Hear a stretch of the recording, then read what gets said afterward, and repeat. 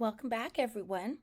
We just finished discussing the process of transcription in a prokaryotic cells. And for the most part, transcription in prokaryotes and eukaryotes is pretty similar, but there are some important differences. Although we're still going to have an RNA polymerase that has to bind to a promoter, we have initiation, we have elongation, and then termination. We do have in eukaryotic cells different types of RNA polymerases. There's 3 different RNA polymerases involved in eukaryotic nuclear cell transcription.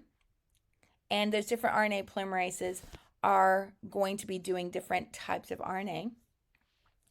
Eukaryotic promoters are more varied than bacterial ones. That even includes some downstream elements in their promoters. RNA polymerases in eukaryotes often require transcription factors. Transcription factors are additional proteins that need to bind to the RNA polymerase. This even includes some proteins that need to bind to polymerase before it's even able to attach to DNA. There are protein-protein interactions that are going to be prominent in eukaryotic transcription. RNA cleavage is more important than termination of transcription. That cleavage helps determine the end of that RNA transcript.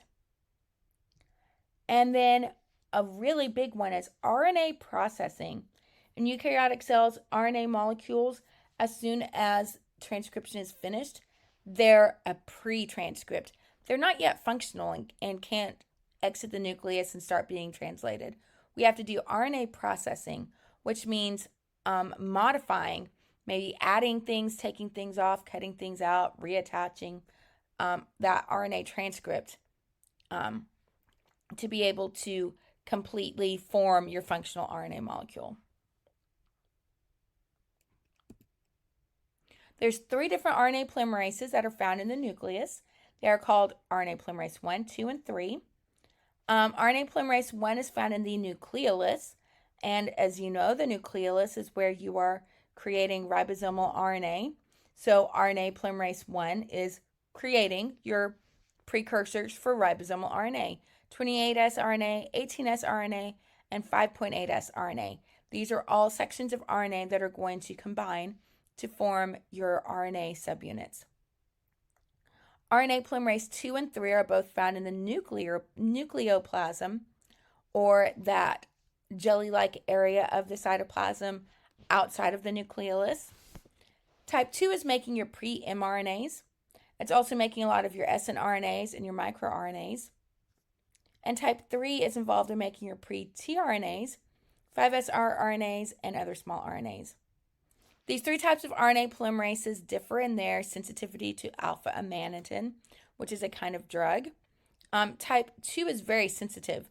So if you were to treat a cell with alpha amanitin, type 2 transcription would be severely effective. Type 1 is very resistant to type 1 is very resistant to alpha amanitin, which means it wouldn't be very affected at all by having alpha amanitin treatment. And type 3 is kind of in the middle. You'll have some moderate effects. And then there's also mitochondrial RNA polymerase and chloroplast RNA polymerase that are involved in transcription of that DNA that's either in the mitochondria or in the chloroplast. RNA polymerase 1 is in the nucleolus. It synthesizes RNA molecules that are a precursor for 3 of the 4 types of RNA. It is not sensitive to alpha amanitin. In the nucleolus, you are making ribosomal RNA and subunit assembly of those ribosomal pieces. And so understanding that RNA polymerase 1 is in the nucleolus makes sense. RNA polymerase 2 is in the nucleoplasm. It makes mRNA. It also makes small nuclear RNA and microRNAs. And these molecules are often found in clusters. Those clusters are called transcription factories. If you think of a factory where you've got a lot of stuff together being made, a transcription factory is where you've got a lot of active genes together being transcribed. RNA polymerase 2 is sensitive to alpha amanitin, and it can also be phosphorylated at its C terminus. That allows the RNA polymerase to be tightly regulated to have gene transcription occurring when it needs to be. RNA polymerase 3, also in the nucleoplasm, synthesizes some different small RNAs, including tRNA and 5S RNA. It is sensitive to alpha amanitin, but at higher levels than polymerase 2. And all three of these polymerases are still going to be large and have a quaternary structure. They're composed of multiple polypeptide subunits. Another difference in our eukaryotic cells is that we have more variation in our eukaryotic promoters. Even though there are some variations, we can still group them into three categories. The promoter used by RNA polymerase 1 has two parts, a core promoter and an upstream control element. The core promoter is the smallest set of DNA sequences that initiates transcription, and it extends into the sequence that's being transcribed. So here you can see it goes 20 base pairs into the transcriptional unit. This core promoter alone is sufficient to initiate transcription, but it happens a lot more effectively if you add this upstream control element. This is a long sequence that's pretty similar to the core promoter. And transcription factor binding to both parts of the promoter will help RNA polymerase 1 bind to it and initiate transcription of that gene.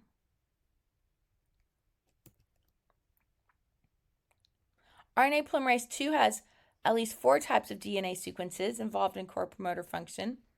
There's a short initiator sequence, and this surrounds the transcription start point. There's a tatter box, called up because it's got lots of T's and A's. So TA, then 2 or 3 A's after that. It's about 25 nucleotides upstream. There's a TF2B recognition element, or BRE element, that's upstream of your tatter box. And there's a downstream promoter element, which is about 30 nucleotides downstream of the start point in the middle of the gene. These 4 elements are going to be organized into 2 types of promoters, TATA-driven promoters and DPE-driven promoters. TATA-driven promoters are going to have an initiator and a tatter box. They may or may not have a BRE. DPE-driven promoters have a DPE and an INR sequence, but they won't have a tatter box or BRE. Core promoters are able to drive low levels of transcription, basal levels of transcription. Having these additional short sequences upstream, or these upstream control elements, make the promoter much more effective. And some of them are common to a lot of different genes.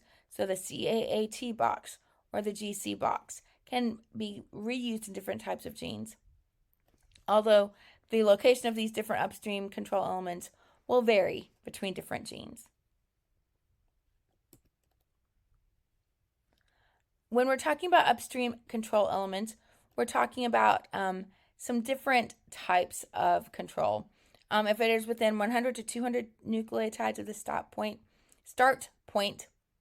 it is called a proximal control element.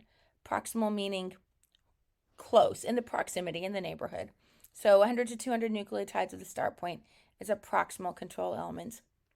There are some control elements that are further upstream than that, or even downstream, and they are called enhancers. So here's your gene, here's your promoter, here's your proximal control elements. Way up here can be enhancers. But DNA is flexible enough that you can actually have it kind of curve around. So these enhancers are still able to bind to your whole transcription assembly unit. When activating proteins will bind to the enhancers, it causes this conformation change that will let chromatin remodeling proteins and histone modifying enzymes alter chromatin structures. That means that it allows genes to be modified on their histones and turned on or turned off. Then RNA polymerase 3 uses promoters that are entirely downstream of the start point. Both 5S RNA and tRNA have different looking promoters, but each of them, their promoters are going to be about 10 base pairs down, about 10 base pairs each. tRNA has a box A and a box B, and 5S RNA has a box A and a box C.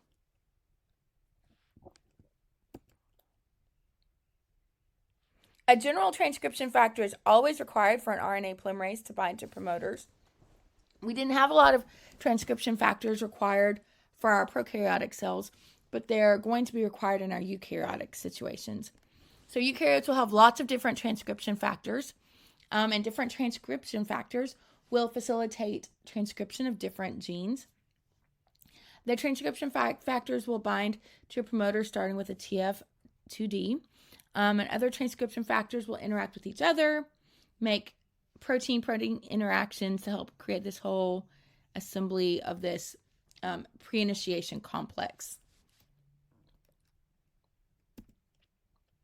TF2H is going to have helicase activity, and means it's able to unwind DNA. It also has protein kinase activity, so it can phosphorylate RNA polymerase 2 on its C-terminal domain.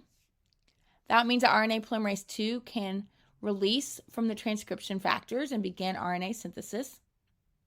TF2D will recognize and bind to DNA because it has a TATA binding protein, or a TBP unit, so it's able to bind to that TATA box. And other TATA binding proteins can bind to DNA sequences that aren't TATA boxes, so the DNA part of the promoters used by polymerase 1 and 3 can also have TBP proteins associated with them.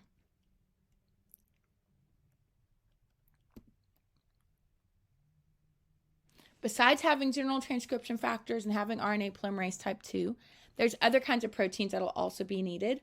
This includes proteins to open up chromatin so that that gene of the DNA is accessible. You can base pair to create your RNA. Some are regulatory factors. Regulatory factors could bind to upstream control elements and regulate the gene. They can recruit coactivator proteins. Coactivator proteins help facilitating creating this pre-initiation complex to activate transcription of that gene. After initiation, RNA polymerase is going to move along the DNA and synthesize complementary RNA, similar to what we saw in our prokaryotes. And then how that promoter or how that gene is going to be terminated is going to have different signals depending on the different types of RNA polymerases we have. For RNA polymerase 1, transcription is terminated when it has this 18 base pair signal that will signal the growing RNA chain to dissociate, to terminate. For RNA polymerase type 3, termination sequence will include a run of U's, and it does not require any other protein factors to be recognized and terminate. And for RNA polymerase type 2, transcripts are going to be cleaved at specific sites before transcription is over. That cleavage site finds this AAU-AAA, and about 10 to 35 nucleotides downstream of that, it'll cleave the RNA. The cleavage site for polymerase 2 is also where a poly-A tail will be added. And that string of adenine nucleotides is added to the 3' end of most eukaryotic mRNAs.